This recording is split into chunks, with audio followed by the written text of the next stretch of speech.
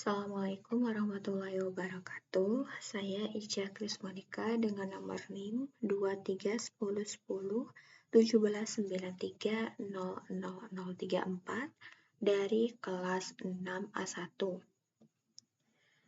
Kali ini saya akan melakukan pengujian regresi linear berganda dengan penggunaan aplikasi SPSS. Di sini judul penelitian saya yaitu pengaruh model pembelajaran berbasis etnoscience dan media pembelajaran interaktif terhadap hasil belajar IPA.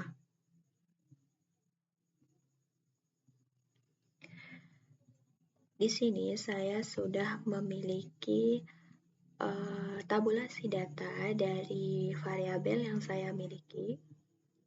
Langsung saja saya copy semua total dari setiap variabel.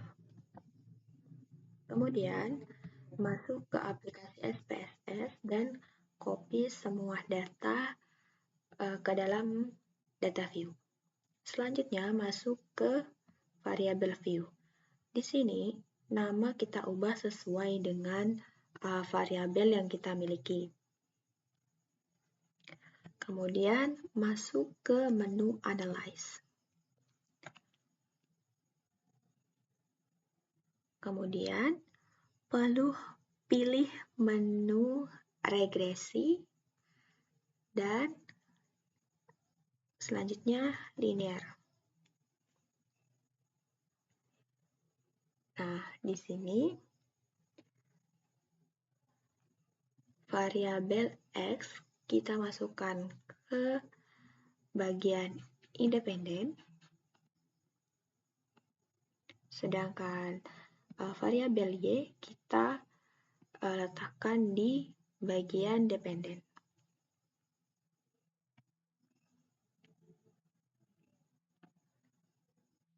Kemudian langsung saja kita klik OK. Nah, di sini sudah ada beberapa hasil yang keluar dari proses regresi linear tadi. Untuk selanjutnya itu kita copy bagian model summary, ANOVA, dan koefisien.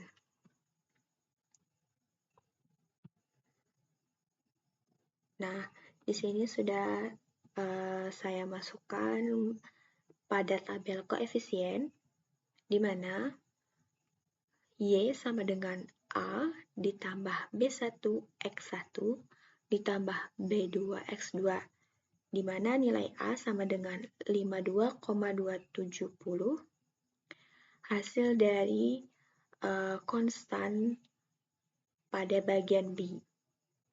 Selanjutnya B1 X1 nilainya negatif 0,129 didapat dari variabel model etnoscience, di mana variabel tersebut merupakan variabel X1.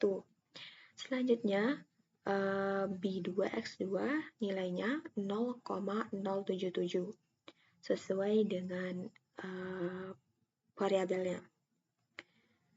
Selanjutnya dari hasil tersebut didapat narasi di mana yang pertama, jika variabel model etnoscience atau X1 dan variabel interaktif atau X2 bernilai 0, maka nilai hasil belajar atau variabel Y sebesar 52,270. Yang kedua, jika variabel model etnoscience atau X1 naik sebesar 1 satuan, akan meningkatkan nilai variabel hasil belajar atau variabel Y sebesar negatif 0,129. Selanjutnya yang ketiga, jika variabel media interaktif atau X2 naik sebesar 1 satuan, akan meningkatkan nilai variabel hasil belajar Y sebesar 0,077. Selanjutnya itu ada pengujian T. Nah, masih sama dari tabel koefisien, di mana rumusnya N sama dengan K. Banyaknya variabel yang saya miliki yaitu 30 dikurang dengan K sama dengan 3, hasilnya yaitu 27. Sehingga dari tabel statistik, pada tabel ke-27 baris keempat nilainya 0,05. Sehingga diperoleh T hitungnya negatif 0,985. Diperoleh dari koefisien bagian T variabel X1. T tabelnya 1,70329. X2 di mana T hitungnya sama dengan 0,507. T tabelnya diperoleh 2,05183. Sehingga diperoleh narasi variabel X1 T hitung negatif 0,985 lebih kecil dari T tabel 1, 70329, yang artinya variabel X1 tidak memiliki pengaruh secara parsial terhadap variabel Y. Narasi variabel X2, T hitung 0,504 lebih kecil dari T tabel 2,05183, yang artinya variabel X1 tidak memiliki pengaruh secara parsial terhadap variabel Y. Ketiga, pengujian F. Kita ambil pada tabel ANOVA, sehingga diperoleh masih sama seperti tadi, rumusnya di mana N dikurang K.